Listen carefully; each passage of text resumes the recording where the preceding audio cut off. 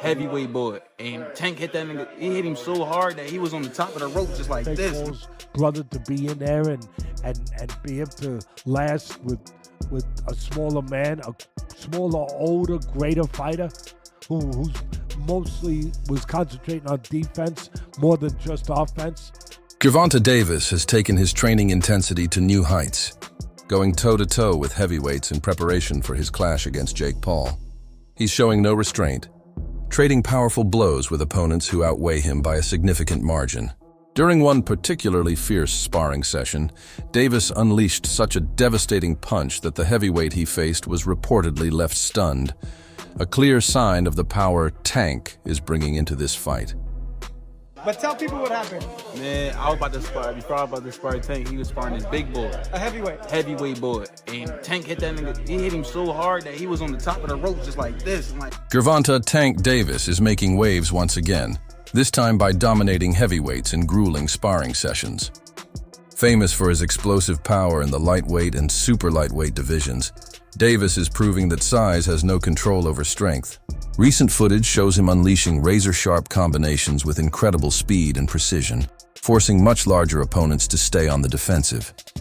His ability to dictate the pace, evade counters, and fire back with calculated flurries highlights how seriously he's preparing for battle.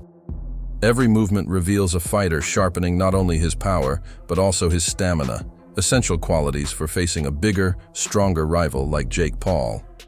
Look like you're playing pool with a short stick. Ball in between them, Punch when he punch, yeah. Punch when he punch. Punch when he punch. Yep. They ain't stopped firing. We slowed down. Now we're gonna commence firing again. That's what we do. We reload and come back. Yeah, you ain't gotta get close, Tank, because we know you're scared to get close. Get close, Tank. Keep rolling, girl. All the way down the road. Come to me, baby. Despite the clear size gap between Gervonta Davis and many of his sparring partners, Tank continues to push his limits against fighters who significantly outweigh him. These sessions aren't about overpowering his opponents. They're about precision, control, and adaptability. Davis is mastering how to manage distance, dictate the pace, and maintain his signature explosiveness, even when pressured by larger men. According to his team, these workouts sharpen his sense of timing and help him read angles crucial for countering Jake Paul's unorthodox style. Davis understands that Paul's biggest weapon is his size, so by constantly testing himself against heavyweights, he's stripping away any psychological advantage before fight night. It's a calculated strategy built on discipline, confidence, and the mindset of a fighter preparing for every possible challenge once the bell rings. Of Gervonta Tank Davis releasing footage of him training and sparring with the heavyweight ahead of his showdown with YouTube sensation turned professional boxer Jake Paul that's set to take place November 14th in Atlanta, Georgia at the State Farm Arena. Tank Davis is 5'4" and he weighs in at 135. His last fight, he actually was 133 pounds. Jake Paul is 6'1" with a 76-inch arm reach, and he weighed in at 199 pounds his last fight. And fight before that, he weighed in at 224 pounds. Gervonta Tank Davis has a 67-inch arm reach. This is why this fight has to be ruled an exhibition and not a real professional boxing match, because no boxing commission would sanction it. Let me know what y'all think about this. As you see, Tank Davis is using and working on movement. Let me know. I'm gone. Peace. Former UFC star and fight analyst Chael Sonnen has made it clear that Gervonta Tank Davis is carrying the weight of boxing's credibility into this matchup. Sonnen emphasized that while Jake Paul has done plenty to bring attention to the sport, it's now up to Davis to remind the world what authentic boxing truly looks like. For Sonnen, this isn't merely a fight, it's a statement. Davis's mission is to prove that technical mastery, timing, and years of ring experience still outweigh social media fame and spectacle. Sonnen believes Tank intends to silence the circus surrounding Jake Paul's career, not with words, but with his fists. A knockout, he says, wouldn't just be a win. It would be a powerful message to anyone who's forgotten what elite boxing is all about.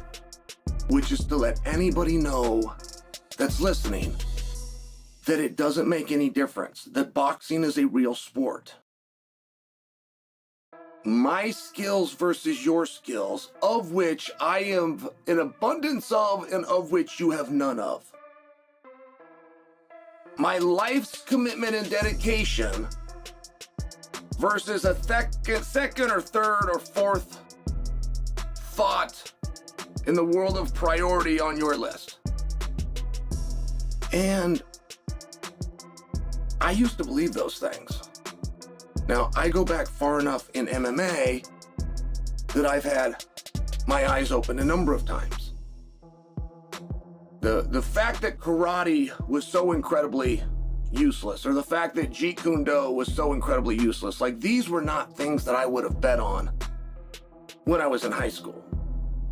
As a wrestler at that time, I would not have assumed that I would fare well in a fight against somebody that knew Kung Fu. We had all been falsely led through Hollywood.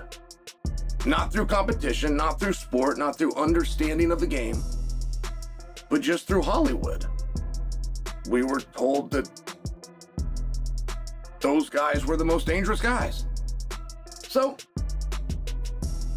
we then eventually get up to Conor McGregor versus Floyd Mayweather, which had a weight discrepancy, but it was very small. I mean, I watched him weigh in, I want to say it was like 8 pounds. As fight week approaches, new footage and reports reveal that Gervonta Tank Davis has been sparring with heavyweight fighters to prepare for Jake Paul.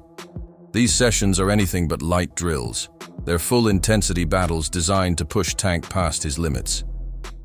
His coaching team explains that the strategy is simple: make training harder than the actual fight. By facing heavier, stronger opponents, Davis is refining his defensive reflexes, sharpening his head movement, and learning how to generate power more efficiently against larger frames. Each round boosts his confidence, proving that even against bigger men, his timing and precision set him apart.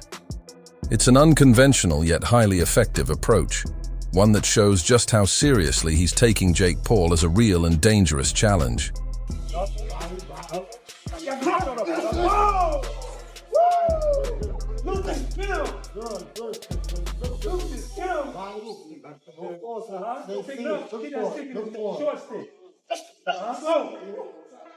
There you go. There you go. Relax. See everything come. Everything's come.